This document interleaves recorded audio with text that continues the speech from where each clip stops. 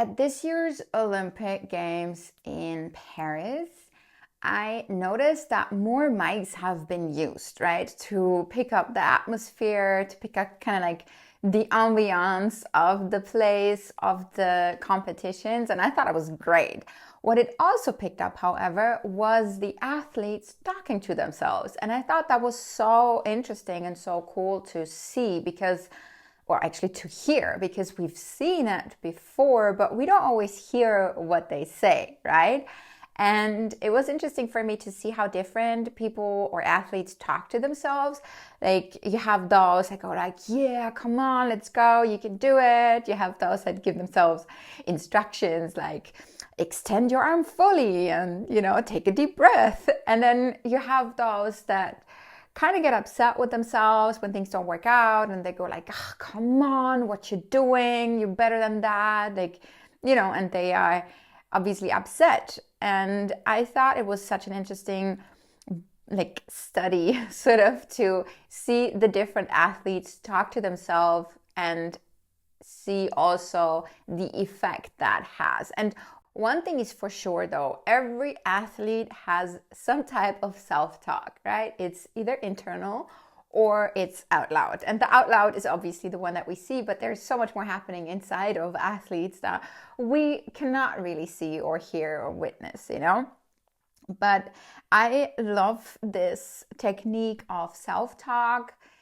And that's what I want to talk about today. What is it? Is it really, a whole technique that, is super complicated and we have to study and learn? Or what is behind it? Why does it even work? Like, what's the whole point of self-talk? And that's what I want to dive into with you today. So welcome to the Healthy and Aligned podcast. My name is Lisa. I am your host of this podcast, and I'm also a mindset and a tapping coach for high performance athletes. And I love to talk about all things mindset, especially when it's related to becoming a version of ourselves that we really desire to be, and remove everything that is in the way, so that we can really truly live that life of our dreams and achieve the goals that we have set for ourselves.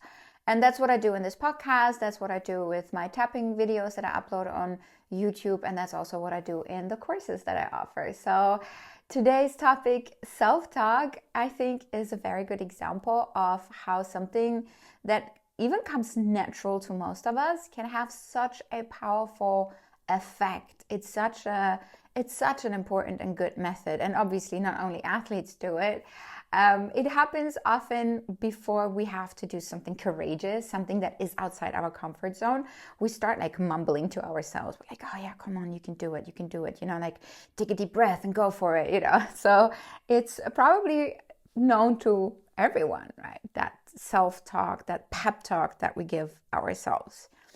And before I dissect what that self-talk is, how it works, I today want to take a little detour to get there, but it'll make sense. So before we talk about self-talk, I want to talk about mindset and how a mindset is built. So a mindset is basically the collection of our values and our belief system, for that matter. And based on that, we develop perspectives and attitudes and specific behaviors, right? So those are all part of our mindset. But the question is, how is a mindset developed? How does it come to be, right? And I want to focus on the topic of beliefs in this context, because beliefs are basically how we make sense of the world, what we think is the truth about ourselves, the truth about other people, about our environment, about our context, about anything pretty much. Anything that we see, that we do, that we react to, that we don't react to, that is based in our belief system. And our belief system then informs our perspectives, right? Our attitudes, because if that's how I understand the world around me, my attitude towards that world, that environment, or those people is obviously based in that. So beliefs are super important. And then the question might be, but how do we build beliefs? Like, where do they come from? Are we just born with beliefs? Is that how it goes? And the answer is yes and no. We are not necessarily born with them, but we're born into them, because our childhood, the way we're raised, the environment we grew up in, the culture, the society, our neighbors, our teachers, our siblings, obviously our parents, all of these things inform our belief system. And many beliefs, like especially core beliefs that we have, are built in the early years of our childhood. Like, I mean, I'm not a psychologist, I didn't do the research, but experts say probably until the age of 7 is when the majority of your core beliefs are built, are created, and set as the foundation of how you see your world and how you create your world. But that's not when it ends. We continuously create new beliefs based on our experiences, based on things we learn, things we hear, things we see other people do, and how we make sense of that. So even right now, while I'm telling you this might be a way for you to create a new belief. It could be, I've maybe just started creating the belief for you that, oh, it's my parents' fault, because I said, well, in the first 7 years, your environment shapes your core beliefs. And you could go like, well, I spent most of my time in the first 7 years with my parents. They're very outspoken. They're very, specific people, and they created a belief system that leads to me today to not be successful in whatever I do. This could be happening right now, so we always create new beliefs constantly. And the thing is, or we shape the beliefs that we have, correct them or confirm them. And the thing is that our mind will always look for proof that what we believe is true to be true. So if your parents, a classic example from the money mindset world is if your parents would say like, rich people, they're kind of arrogant, rude, evil, a-holes, whatever. That might be a belief that has cemented in your brain that people who have money are not the nicest people. You want to be a nice person, so that means that you can never have a lot of money, because then you would turn into a mean, cruel person. Things like that are classic examples. And then what we do when the mind is looking for proof is we take that belief and we see people who have money who do things wrong or who act in a way that we don't approve of, right? And then we're like, see, it's the evil money people. They did that. They are, the reason they don't even pay enough taxes. And, they're the reason why I have to suffer. And I'm working only for rich people to have more money, or whatever, it is that you tell yourself based on that belief. And the mind will be continuously on the lookout and interpret situation in a specific way that it proves you right. It proves your beliefs right. Now, how is a belief formed? I said that it's based in experiences, based on things that we hear, based on things that we see, our upbringing. And what happens is that we think something. And a belief is pretty much a repeated thought. If you hear someone say, oh, rich people are evil, maybe that doesn't do anything to you. But if you keep repeating that thought and you're like, oh, I actually think that person might be right. And maybe rich people are evil. I think people with money are evil. And then you start looking for the proof. And then, you keep repeating that thought over and over and over again. And eventually you believe that to be true. So you have created a belief. So beliefs are repeated thoughts. That's it.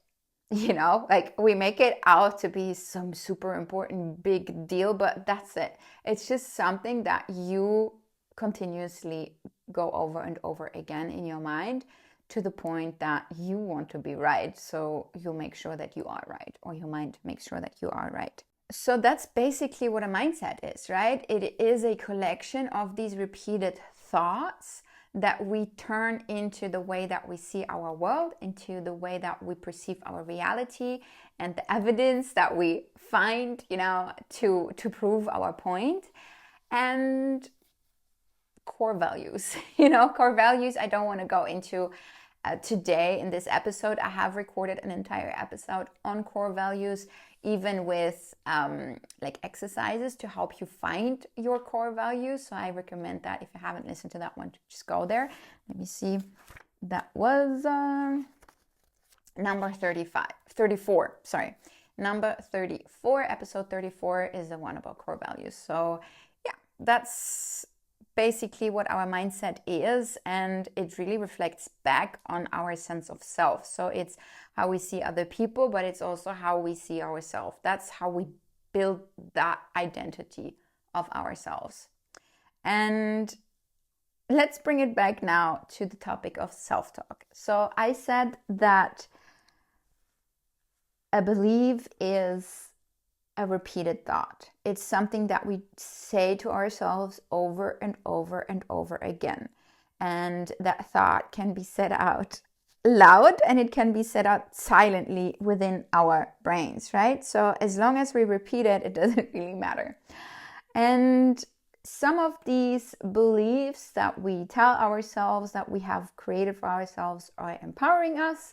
I have that unwavering belief that I am very creative, and I keep seeing proof for that. So I'm creative, I've been told that my entire life. I have been telling that myself my entire life, and I believe that to be true about myself. And the thing is, it's definitely an empowering belief. It's a serving belief that helps me run my business, run my life, and just feel good about myself. So yeah, I am creative. I'm not going to touch that belief, Then there are other beliefs that are what we call limiting beliefs, things that hold us back, that keep us small. I gave the example of money is only for evil people. That is something that is going to keep you from having more money, right? So that's limiting you in a way. I had for a long time the belief that I'm not athletic. That was very limiting, or that I am just not good with numbers, like the classic, oh, you're creative, you're good with languages, but logic and numbers, not your thing. And I bought into that. And for a long time, I believed that to be true. So supporting serving beliefs and limiting, keeping us small beliefs, right? So being aware of the thoughts that we have, the beliefs that we have formed, is super helpful. And self-talk can then help us redirect our thoughts into the direction that we want to go. So to create more empowering beliefs and go away from those limiting beliefs, or rephrase those, reprogram those limiting beliefs with beliefs that are serving. Like, who says that money makes people evil? Maybe those people were evil before, and the money just gave them more opportunity to live their evil lives, or to be louder with their life. And there's so many people who are very rich and live a very abundant life, that are great, kind, loving, caring people, right? So we get to reprogram these beliefs. We get to replace those limiting beliefs with new serving beliefs. And self-talk is definitely a very powerful tool to do that. So let's look at it. What really is self-talk? Self-talk is pretty much the dialogue that you have with yourself, right? Your internal dialogue. And usually we have two parties in that dialogue, because it's not a monologue, right? And the one party is the observing mind. It's the part of you that can say, that is a thought, that is an emotion. Like the part of the mind that can just watch and listen and take it in, right? Which is also proof that you are not your thoughts. Because if you can look at your thoughts and be like, I just had the thought of XYZ, it's separate from you, right? And that other party is I want to say the thinking part, right? It's the part that often is, let me say that differently. It's the voice. It's the voice that you have inside your head. It's the speaker in your head. And maybe we have different voices. Maybe we have empowering voices. We have critical voices. We have, annoying voices or whatever. There is a whole study connected to that, to the inner dialogues that we have. And usually it's a critic, or for most of us, the strongest voice is the inner critic or the inner judge that kind of like continuously evaluates how we're doing. Like, I have it going right now. I have an inner voice telling me, oh, this is not the most eloquent way of saying this. This is not as structured as you wanted this episode to be.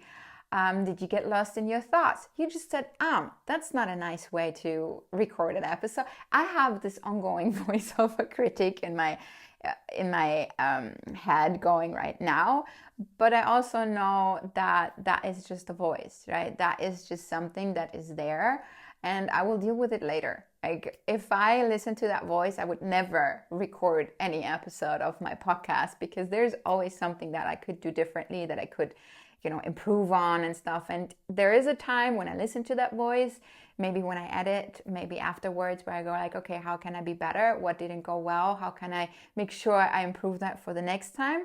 Great. I use that voice as information, but I won't let it hold me back in a way. And so those are the two parties, the observer and the voice. And we have this ongoing dialogue in our head. Quick side note on that, I heard that men can just think nothing. I don't know if that's true, because for me that definitely isn't true, and I have yet to meet a woman that can think nothing. I have a continuous dialogue happening in my head. There is tons of voices. There's different types of voices. I have a narrator of my life as well. I don't know. So for me, the idea of turning it off seems very intriguing, and I haven't managed to do that yet. So I'm really curious if there are any female listeners to this podcast who managed to quiet their mind in a way that they have no dialogue happening. So I think, especially if you are like me, maybe it has nothing to do with gender, I don't know, maybe I've been brainwashed to believe that, but if you are like me and you have a continuous dialogue happening in your head with different types of voices, being aware of them is so helpful. Knowing each different voice and maybe even giving them different names or like separating them from each other has been super helpful for me and super powerful in the way that I show up and the way that I deal with it. Because those voices, they create the thoughts that we repeat, right? And that's what creates those beliefs. So the question is, what type of thoughts do you have? Do you have empowering thoughts or do you have limiting thoughts?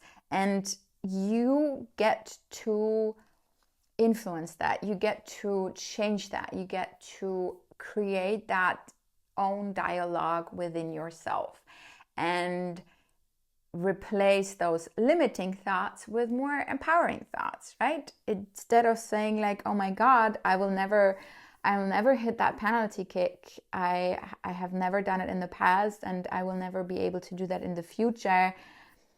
You could say, well, maybe I haven't hit a penalty kick in the past. Maybe I never scored that goal, but who says that I can't do it now? So maybe today is the first time. Like you can easily rephrase and reframe your thoughts. And the difference between doing it in your head and saying it out loud is that saying it out loud gives you more power because it mutes that other voice. It's quote unquote easier to do it out loud because the voices in your head sometimes are really loud and very powerful, and replacing that with another loud, powerful thought internally is sometimes more difficult than just saying it out loud. Because if I say it out loud in that moment, I cannot think of anything else.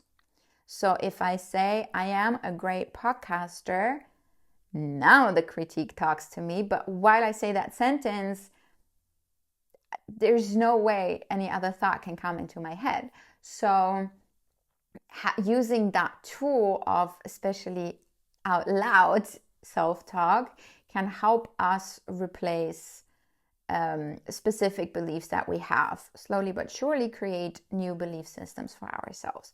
There have been studies about this topic. There's one specific study that I want to refer to, which has been done with Greek athletes, and they kind of like observed and documented the self-talk of these athletes, and they found different categories, right? So they analyzed what they said and then categorized that into 8 different categories that I would like to give you, because for me that is very helpful to understand what type of self-talk there is, to make sure that I stay in the type of self-talk that is helpful for me. So let's go quickly through the categories to have a better understanding. The first category is the psych yourself up. It's the push yourself up, the hype talk, which is the let's go, let's do this, like woohoo, you know, like when you see athletes do that, or you do that to yourself, like you're just pumping yourself up, you just like giving yourself that hype energy, the good kind of stress, right? Then there is the confidence. It's the I can do this, I'm made for this, I'm born for this, I'm ready for this. It's the giving yourself that boost of confidence to actually do it. Then there is the instruction. That's the third category. That's the, okay, just keep your center low and, you know, fully extend your arms, or, you know, like keep your head steady. Like, I don't know exactly what it is for you. Depending on your sport, you know, you would give yourself sort of like training instructions in that moment, especially on those things where you need to be reminded of maybe something that you keep forgetting. So that instruction. The fourth one is what they called anxiety control, which is like, okay, just relax, just chill, just take a deep breath, you know, like don't give in to anxiety, just, you know, be here, be in the moment, and it helps you to control your emotions in that situation. Those 4 are, that's 3, those 4 are the sort of like supporting type of self-talk categories, the ones that help you out in that situation. And then there are, surprise, surprise, 4 that are keeping you small or are not necessarily helping you in that situation. So that would be worry. I'm not prepared enough. I don't think I can do this. Is it, am I in the right form? Did I do the right training? La, la, la, la, la. So those are the worries that come up, and people say that to themselves internally, but also out loud. Then there is disengagement, which is, I'm out. I'm not doing this anymore. I'm not part of it anymore. I feel treated unfairly, so I'm not doing it. It's disengaging from your activity, and people say that, like, get frustrated and express that as a form of self-talk. There is somatic fatigue. There you go. Which is, I'm tired, I'm exhausted, I feel like completely drained, I've reached my limit, you know, like when you just feel low and you tell yourself, I'm too tired for this, I can't do it, I'm done. And the last one is my favorite category, probably, irrelevant thoughts that we have, like, I'm hungry, what's for dinner? Or I shouldn't forget to get milk on the way home after practice, or whatever, you know, like super irrelevant talk that has nothing to do with whatever you're working on right now, whatever you try to focus on right now. And people say that out loud as well, in their head, but also out loud. So you want to focus more on those 4 empowering ones and catch yourself when you do the other ones, and then replace it. right? And that's why I feel like categories are great, because when in doubt, you can always just hype yourself up. You can always, like when you say, like, ugh, I'm so tired, you know, like you go into the fatigue talk and you're like, I'm so exhausted.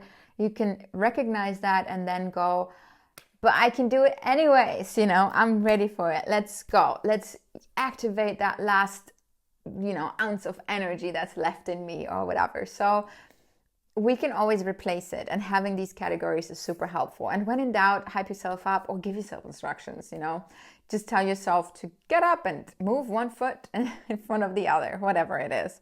So you can train this. Yes, of course, you can train this like you can train anything else.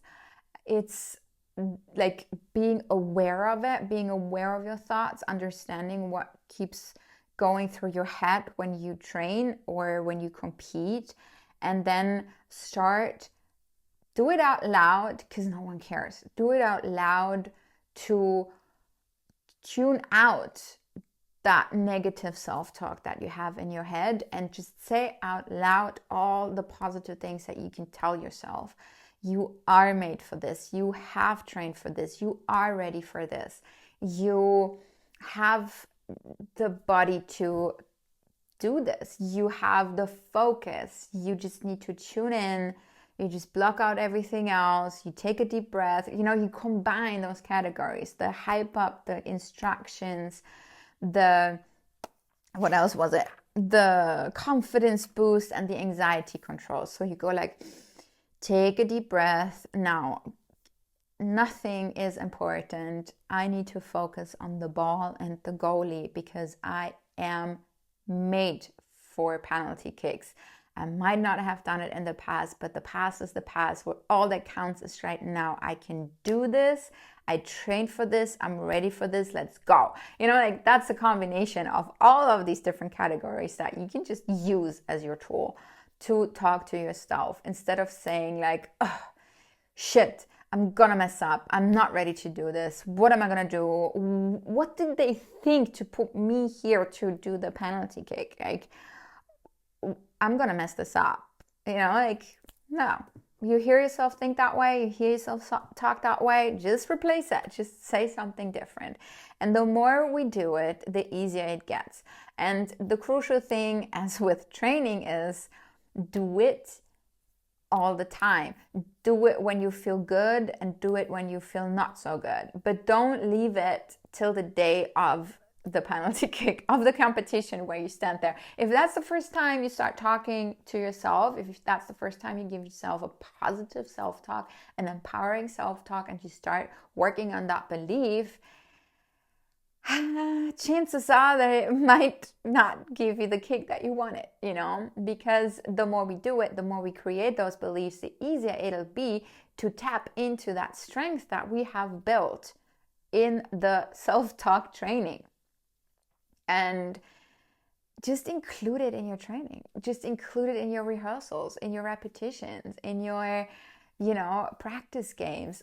Just keep doing it. Even when nothing's at stake, make it part of your routine, because then you don't have to think about it when it matters. Then it just comes to you naturally and automatically when it matters. So yeah, that's pretty much all I have to say about self-talk. It's not rocket science. It is what we think it is. It is always, at least I believe, good to understand why something works and why something is important, because then it helps to really make sure that we are using it the right way. So build a new mindset through empowering self-talk. That should be the title of this episode. And that's what it's all about. And the more you do it, the easier it'll get, like with everything else. Okay. That's it for today's episode. I am happy that you listened to this one, even though my inner critic tells me that it was a bit chaotic and a bit all over the place and not as streamlined as I like episodes to be. I hope you enjoyed it anyways. And the next episode will be about building resilience and being a resilient athlete. So that's exciting and super important if you want to build a legacy, right? If you're in it for the long term. So stay tuned for that one next Tuesday. And make sure you subscribe to this podcast and that you subscribe to my channel to not miss any future episodes and to help me out and feed the algorithm the right kind of food. And until I see you next Tuesday, I wish you a beautiful rest of your day.